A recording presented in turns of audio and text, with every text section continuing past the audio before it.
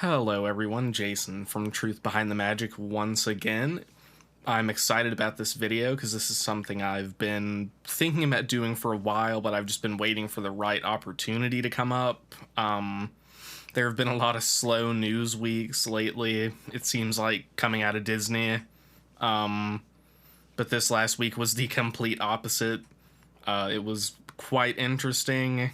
I will say that my first news story on this technically took place a day or two before the start of the week, which for these series I'm planning on just doing like the standard Monday through Sunday type deal. If I'm doing like a weekly news roundup, that will be the format. I know some people do like a Sunday to Saturday week or whatever. Disney does a week like that if you work there, ironically. The week starts on Sunday. But yeah, that's a side tangent there. But no, this is something I've been wanting to do for a while. I'll go ahead and say that Blaze, he did get back from his European vacation, but he now needs to get a new laptop before he can be back on the show, so I'm hoping he will be back on very soon. This is just something new I wanted to try. We will, of course, still be doing the college program content, probably more tier list type content, stuff like that. But for this, I just kind of wanted to spread our wings out a little bit on the channel and get something like this going. Hopefully Blaze will be a part of these videos in the future. I just wanted to do this one right now because this week was so interesting when it came to Disney news. A lot of blockbuster stories. And also another thing I'll kind of just preface, since this sort of is, it definitely is the introduction video for this series, so to speak. So just to kind of lay it out there, you know, you're probably wondering whether you're someone who already watches the channel or someone who stumbles across this, why do I even want to hear what you have to say about Disney news? And I think there's a few answers to that, because there are obviously dozens, if not hundreds, of other Disney podcasts, those kind of things. But I think there are a few things that make the Truth Behind the Magic unique, and I'm not saying you have to base your decision on who to watch solely off this. I'm sure you'll watch who you enjoy and who you think is being the most forthright with you, but I think for us specifically, and of course I say us because typically my right-hand man Blaze is on the show. If you've already been watching, you know that, but yeah, there are a few things that make us unique. First of all, I would say we're both former cast members, obviously, and of course I'm not saying we're the only podcast out there, especially one that's doing Disney news that has former cast members. I would say quite a few of them do, I'm sure. But I think that does give us a unique take on a lot of things. We have a lot of information on things that outside people might not have. And I'm not saying company secrets or anything. I've been very clear about that even though this is the truth behind the magic, we want to tell you the truth of what goes on, but not the secrets of what goes on, not things that guests really shouldn't see. I mean, we've been very clear. I know I have especially, that character integrity, company integrity, cast member integrity is very important to us, but we still can shed a different light on things from stuff we've seen as cast members. There are things we know that outside people probably will not. I would also say it's in the name, Truth Behind the Magic. We don't mince our words here. We are not what I have kind of coined the term, not coined it, but I utilize the term Disney apologists. If you're looking for a Disney apologist, do not come here. Well, actually, you should still come here. You might enjoy this. I don't want to disparage anyone who likes a specific type of content, but when I say Disney apologists, I'm talking about, you've seen them, there's dozens of them, there's hundreds of them, they come by the barrel, and they're people who, no matter what bad decision is made, how bad of anti-consumeristic or whatever of a policy has been put in place. If an executive says something wrong, no matter what happens, these are the people that always rush to Disney's, I won't even say to Disney's side, they just always, they can't look at it through a lens of truly deciding for themselves if this is something good. It is bad for the community, it is bad for themselves, it is bad for the future of the company when all you do is reinforce bad behavior. And I 100% am not saying that I do not highly appreciate, respect, and enjoy Disney as a company. We would not have this channel if that was the case. I love the company for the most part. I think there's certainly still things that they do better than anyone else. Their history is untouched when it comes to any other company. No one is even close to them with the legacy that they have, the legacy that Walt has. But like I said, it does nobody any good to get on here and 1,000 people are parroting the same exact line of, we love this new attraction, we love this new movie, we love this new show, there's nothing bad about it, blah blah blah. That does nobody any good. So we definitely, I know Blaze feels the same way, we definitely want to put a product out where we tell you the truth. I mean, like I said, we respect the company immensely, but when bad decisions are made, which I don't even necessarily, a lot of the time I really don't blame the company for, I blame specific people, because I think, I'm sure there are people in upper executive positions and things like that that make these horrible decisions that really shine a bad light on the company. But I know that's kind of a long intro for this one. I'll probably title this one like weekly news introduction episodes / week of June. I forget what it was. I think June 3rd was Monday. Let me actually check real quick. It's kind of sad. I should have come prepared. Yeah, June 3rd. Because, yeah, I definitely just want to kind of put out who we are out there.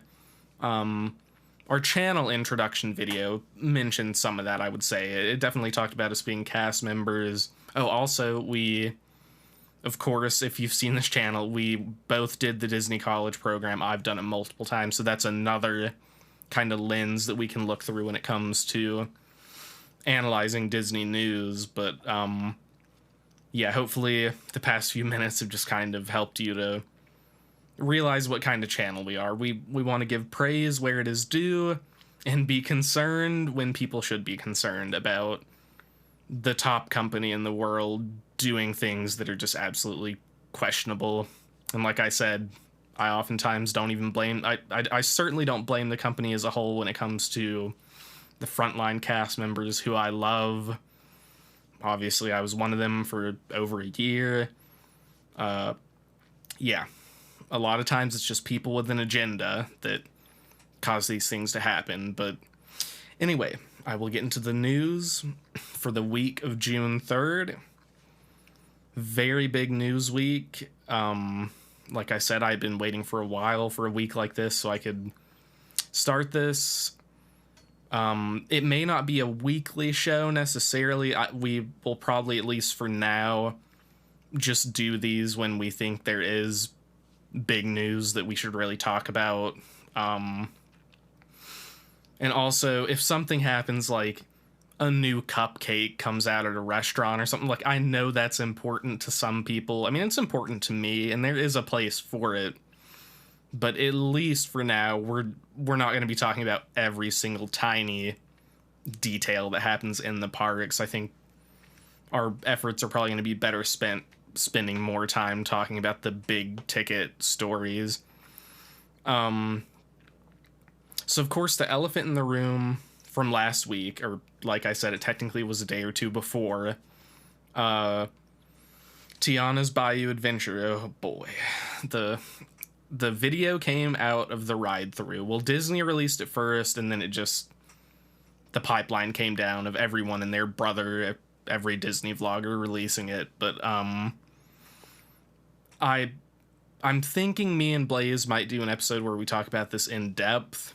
I would say kind of to keep this more concise, I'll kind of just talk more about the literal releasing of the video and that we're seeing it for the first time. Because, I mean, I know me and Blaze could probably spend a couple hours talking about what we think about this, and I'll get into that a little bit here, but, yeah, they released the video.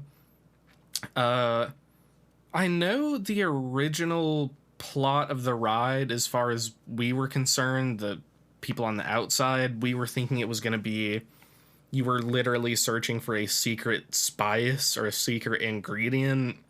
I don't know if they changed that or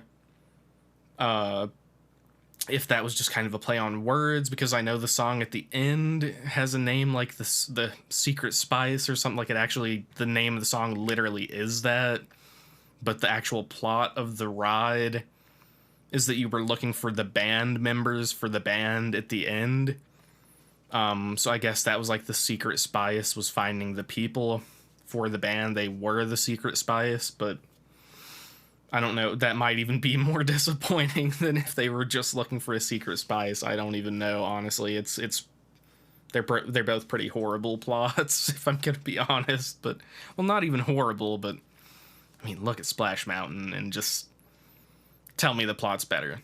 I mean, if you believe it is, then I'm sure you're a fan of the movie, but I'm not gonna necessarily rag on you too hard if you think the plot's better, but there's no villain. The songs, I mean, Princess and the Frog does have good music, so the music on the ride is actually pretty good. I don't think it's as good as Splash Mountain, but Splash Mountain was Splash Mountain, so it's going to be hard for anything to even come close to that in any aspect. But yeah, it doesn't have a villain. You're kind of just left wondering what was the point of all this. I even saw a great comment that said this kind of echoes Disney's biggest failed attraction ever, is Superstar Limo, because instead of like picking up the celebrities to go to the party or whatever, you're picking up the band members to go to the party. And I know a lot of people wanted Dr. Facilier in it, and people have kind of come back against that by saying he's dead. He literally can't be in it. But you hear the voice of Rey in the ride, not the one, not the Jedi Rey, but the character from Princess and the Frog. And I know he like became one of the stars or whatever at the end, but if he's going to be in the attraction, then you can't say Dr. Facilier, it can't be in the attraction. I mean, people have been saying, like, could you imagine what it was like if Are You Ready was playing as you went up the drop, like, and even if he had just been kind of speckled in it throughout, you know, just an animatronic here, there, you know, him peering out from behind a bush or something, and then at the end, "Are you ready?" as you're going up towards the drop, that would have been crazy. Like, I could have gotten behind that plot, even as someone who loved Splash Mountain so much. But I mean, like I said, accountability needs to be taken where accountability should be taken, and like I said a few minutes ago, I think it's people with an agenda of some type that make these bad decisions. What that agenda might be varies widely, I'm sure, but I mean, I don't think I've ever been more disappointed in Imagineering. I mean, I'll be completely honest. I don't know who in the company came up with the plot, but I mean, how are we supposed to feel about this? Like, come on. You took arguably the best Disney attraction of all time by many people's metrics and didn't even give it a proper Princess and the Frog treatment.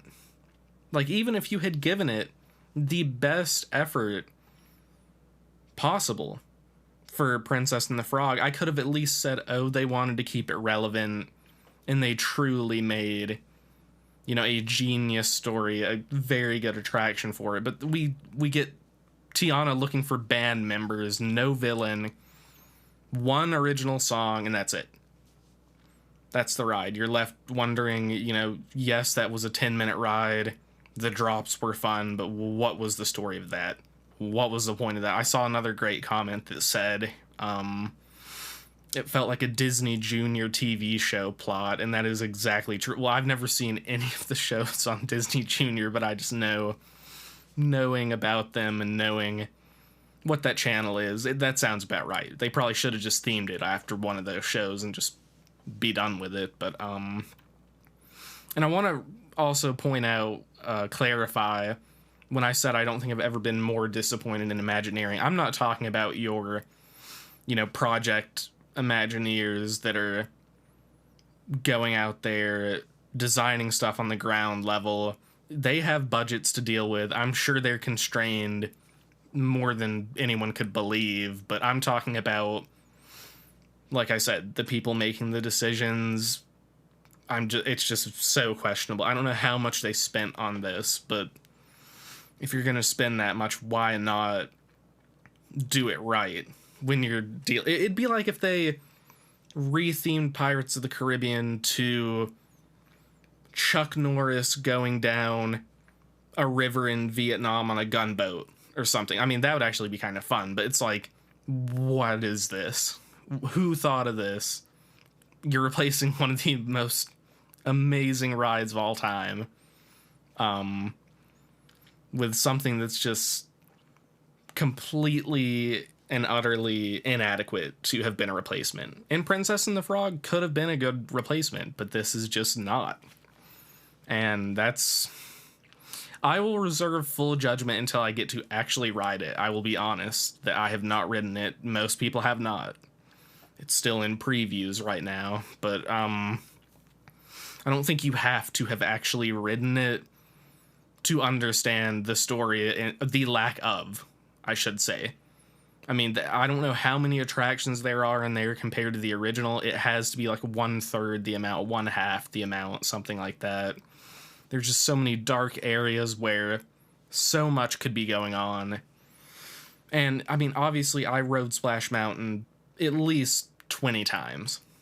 So it's the same ride vehicle, at least for the most part. I actually haven't seen pictures, but it's the same ride system. I know the drops. I know the speed. I know what the ride feels like. So I can make a pretty good judgment based off seeing the videos. And I've only seen literally a handful of people have positive comments to say about it. But yeah, that's pretty much all I have to say about that news story. I know that kind of became a rant, but yeah, me and Blaze will probably do a full video because there's a lot more that could be said just about the whole process of changing Splash Mountain over. There's a lot that could be said. So I'll move on to the next story here. And this one is much better news. Disney World has reached a new agreement with a development plan. It was kind of like pre-approval, the first approval from the Central Florida Tourism Oversight Board. They did officially approve it. It has to go through like a final approval, but I mean, it's looking like that's going to happen. And this is a major plan, probably the biggest like structural roadmap, guide map type thing that we've seen in years for what to expect. It's a 15-year plan. Well, technically it's 10 to 20 years, but they're just calling it a 15-year plan. $17 billion. Obviously, the big talking point is that it theoretically gives them the green light for a 5th theme park at Disney World. Sorry, need to sit up there. People have been saying for years that they need to make a 5th park.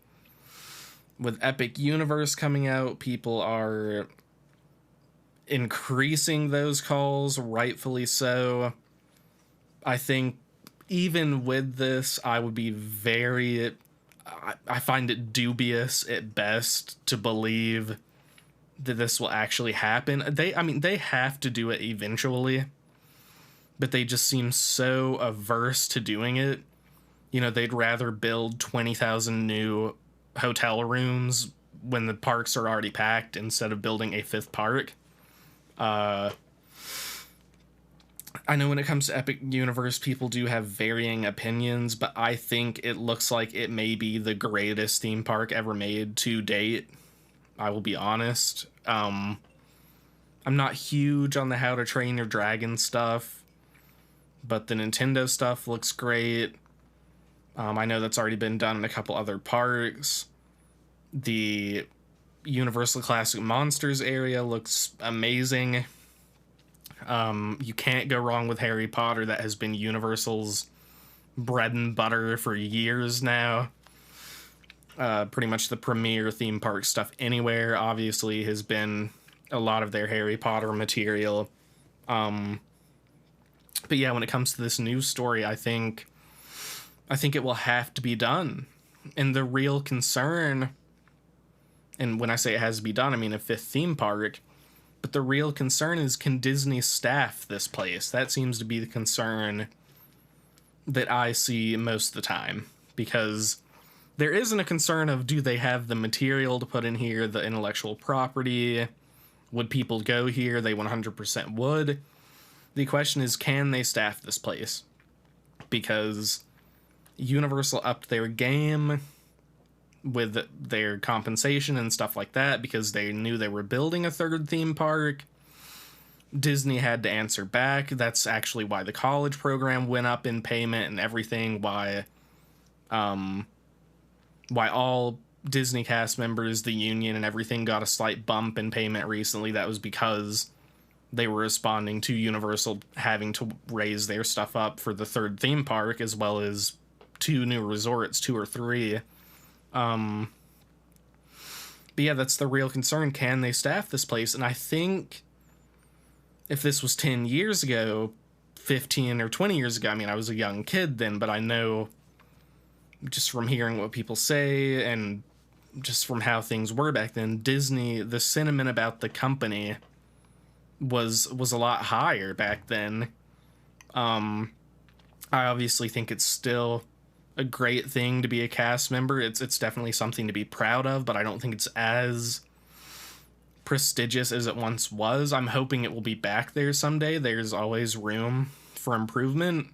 But, you know, can they get 5,000 people, 10,000 people, however much it takes to run another theme park? And I think if they're at the top of their game, they can do it, but that's going to be the real concern here when it comes to making this park, is can they do it?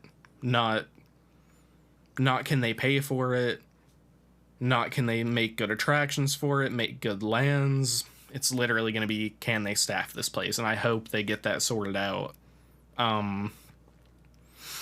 It also gave the green light for multiple minor theme parks, which obviously people look to the water parks when it comes to those, and I could see Disney building another water park. I don't really know as much about the capacity and attendance at the water parks, but I'm sure it's pretty good. If they built, you know, very interestingly themed water park, people would definitely go to it alongside their other ones. But I think, you know, I don't know if anyone remembers Disney Quest from Disney Springs, but maybe we see something like that as a minor theme park, an indoor theme park. I doubt they would do it just because it's not really Disney's wheelhouse anymore, and Disney Quest didn't fare too well. But you never know, maybe one of those minor theme parks, if they do come to be, is not actually a water park. Maybe it's something else. Of course, thousands of new hotel rooms are a part of this plan. I think it was 15,000, somewhere around there. And I worked at Coronado Springs. I worked at Coronado and I worked at Riverside. Coronado is like about 2,400 rooms, and Riverside, I want to say, is 2,100 or 2,000, somewhere around there. So I worked at 2 of the largest resorts at Disney property. And like I said, they're both around 2,000 rooms. So when you hear 15,000 rooms. I mean, if that actually happens, we're talking multiple large resorts. But obviously the question is raised, something I've thought of recently, is will we ever see another non-deluxe resort? Does Disney even have a reason to build a non-deluxe resort anymore? People already pack into the resorts.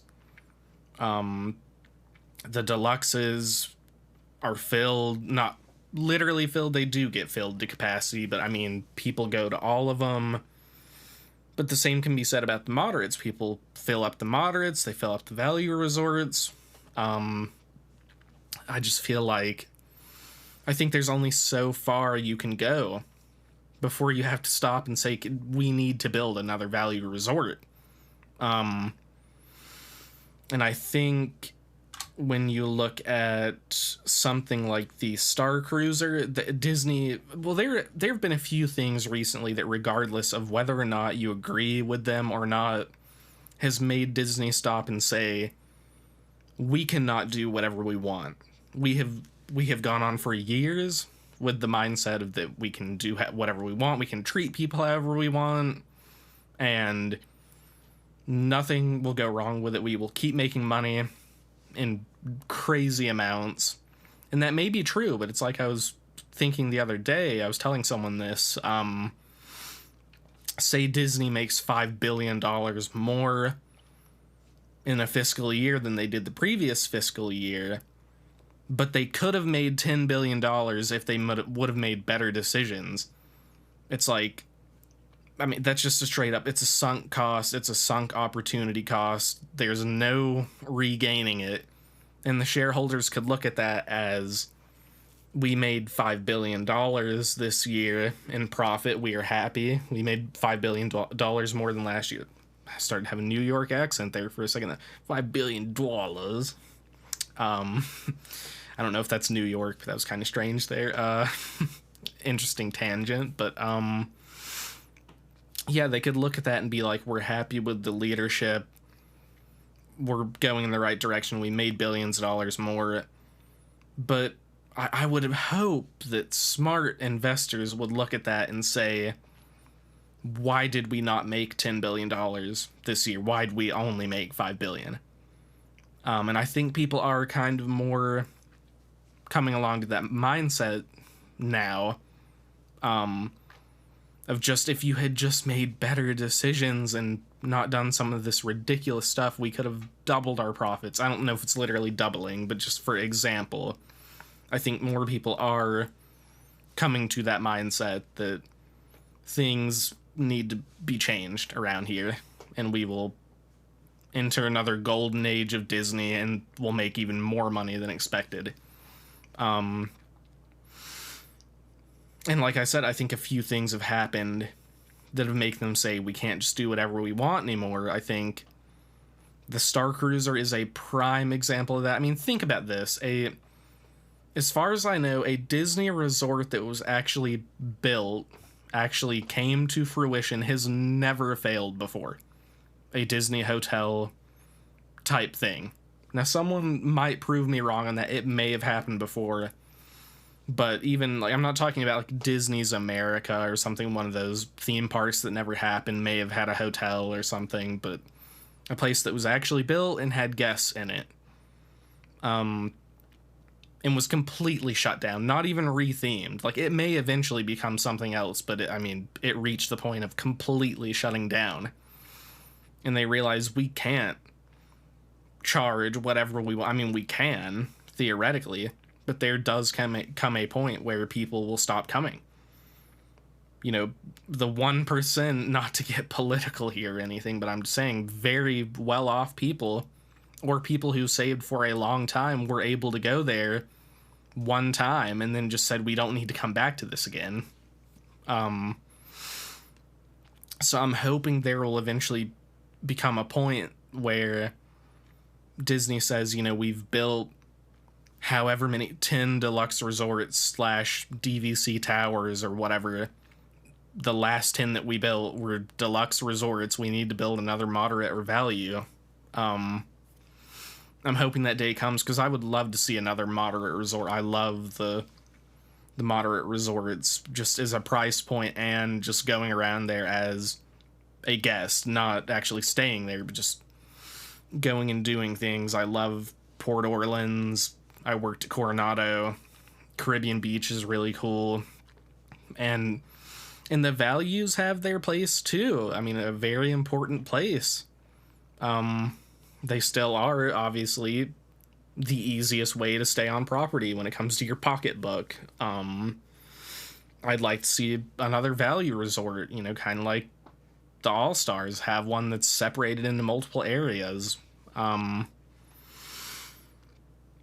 Let's see here. That was pretty much the last thing I had. Oh, another thing I said, I forgot to finish the point about, regardless of what you think, Disney has kind of realized they can't do whatever they want. The second point on that would be the whole Ron DeSantis, Florida Oversight, Central Florida Tourism Oversight Board situation. Like I said, regardless of how you feel about this, it still made the company stop and say, we cannot do whatever we want. We need to be tactful about this. We need to think about this and do what is right for the business and for the, I mean, for the values of the company, for the Disney company that is seen as the premier American company, essentially, and has been for decades. I mean, Bob Chapek pretty much took the fall for that, but like I said, I'm hoping, really hoping that regardless of whether you think that was good or bad for the company, I'm really hoping that it will prod them into like a golden era where they say, you know, we kind of averted disaster here. I mean, they certainly, things didn't go quite the way they would have liked, but, you know, they should say we're at a point here where we understand how people are kind of feeling about the company. We really want to do things right. I'm really hoping it prods them into a new direction that is positive. And that's not to say that everything they do is negative now. I think they've done a lot of good work lately.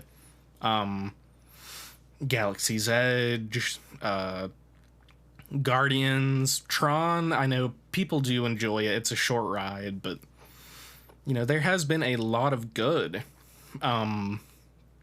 And I just hope they kind of realize, like, it's time to burn some rubber here, because we really have a good thing here in Florida. We almost jeopardized it, but it's time to really get to work and put out some Disney product here, some true Disney magic.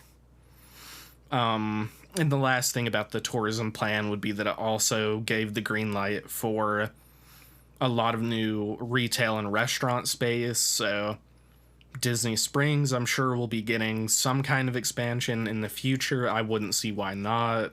I don't think there's necessarily a lot of way that it can expand, like, out from its current area. They definitely could some, but at least kind of working more with the area they have, as well as in the theme parks. I'm sure that retail and restaurant space counts for all that as well. So I will move on to the third story here. And this is going to be the last one, because this was really the last, like, big ticket item of the week. A new Pirates of the Caribbean construction permit was filed last week in the Magic Kingdom. It was filed by the Whiting Turner Contracting Company, which has done quite a bit of work with Disney in the past. I kind of looked into it and got a few notable things here, but they've done a lot. They built the boathouse at Disney Springs, and I wanted to include that because it is, I mean, to an extent, a themed restaurant. Not at the level of what's being discussed here, but it does show that they've been the construction people for that kind of thing for Disney. They worked on Galaxy's Edge, as well as Tron. And although the permit was filed, it was filed in the area of the attraction, it's not believed that it has anything to do with the attraction. In fact, if you look at the area of the actual permit itself, it is not inside the ride or in the air. Like, it's in the area, but it's not in the physical constraints of the attraction. It's in what they call I believe, the Pirates Plaza,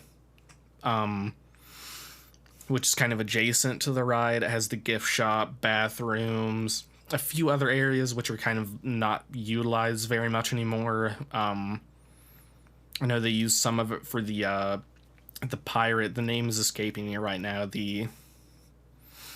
Not the Adventurers Club, because that's the old thing from Pleasure Island, but there's like an event that is mostly for kids that you can do there, like a pirate treasure hunt type deal, that they utilize some of that area. But yeah, most people are leaning towards it being related to the Pirates of the Caribbean Lounge that they have announced for Magic Kingdom. And this is something that is confirmed by the company themselves. I guess the only way it wouldn't happen now is if there was something like COVID where they had to cut plans again, but we can always hope and pray that doesn't happen again. And if it is related to the lounge, it's good news for Tortuga Tavern fans, because it was not... The area that the permit was filed did not include the Tortuga Tavern part of Adventureland there. Which, I'm not like a big fan of Tortuga Tavern or anything. I know they're kind of seasonal, open specific hours. But I did once get I think they literally called it a cold hot chocolate, and it had cold hot chocolate with a cherry and pistachio soft serve. I think it was actually very good. But no, they do serve some good stuff there sometimes. But yeah, I just thought I would throw that in there. If you're like a diehard Tortuga Tavern fan, don't be worried about the lounge taking its place, because I know that was a theory that was getting thrown around a lot, is that's the place they would put it because it seemed the most obvious. And yeah, not much is known about the Pirates of the Caribbean Lounge, other than that it's going to include the famous Barker bird from the original Pirates of the Caribbean that sat out front of the attraction and would kind of beckon you in. And really, most of what I had about this story, because, I mean, it definitely is an important story, even if it doesn't have any, like, Imagineering context to it, just to see that it looks like the wheels are turning on what could be a serious addition to Magic Kingdom. But most of what I wanted to talk about is kind of the lounge. What are we expecting of the lounge? You know, if you have an idea, let me know in the comments. But is this going to be like a Oga's Cantina, where it's really just drinks only, standing room only, just get in, get out quick, they really don't want you to linger in there for too long, reservation only? Is this going to be a quick service location? Which, does the area need another quick service location? Pecos Bills is right there. Like I said, Tortuga Tavern is right across the road, even if it is seasonal and very specific times. Which, I would wager that the reason they decided not to use Tortuga Tavern, and this is just complete speculation, and this is just something from working in quick service, they typically, if there's two locations that are very close to one another, whether that be quick service, table service, they'll share some kind of services, like facilities, whether it be a kitchen, a storehouse of some kind, cold storage, dry storage, they'll share something. So they maybe looked at it and said, we don't really want to mess up the situation that Pecos Bill and Tortuga Tavern have. They might not be connected at all, but I'm just theorizing that they probably do share like a dry storage or something. So they said, we'll just keep this as it is because it's easier, and we'll build a new location for this specifically. That also makes it more unique and kind of inclusive. Not inclusive, but exclusive, I guess. But yeah, I guess the other kind of option could be, is it going to be more like a snack stand type deal, not like a popcorn stand or something, but something like Sunshine Tree Terrace, where it serves, you know, mostly dessert type stuff. Obviously, this would be more tailored towards drinks and that kind of thing, but maybe a few snack type items. And that's how I'm leaning with this. Just with the nature of Magic Kingdom, and that it's not quite as like not intricately themed, but it's not like Galaxy's Edge where everything is, you know, themed to Star Wars. It's quite different. I don't think it would be exactly like an Oga's Cantina where it's drinks only and you really are just supposed to get in there and out of there pretty quick. Just kind of a 15-minute type deal. I would wager that it will serve at least some kind of snack items. Would be my guess, at least. Although it is being called a lounge, so I mean maybe it will just be drinks only. But yeah, that's pretty much it. There was some other smaller news this week, of course, but those were the three really big hitters. It'll be interesting to see what happens with Bayou Adventure. You know, does it even make it 10 years? We'll see. There might be such an upheaval that it doesn't even make it that far. We will find out.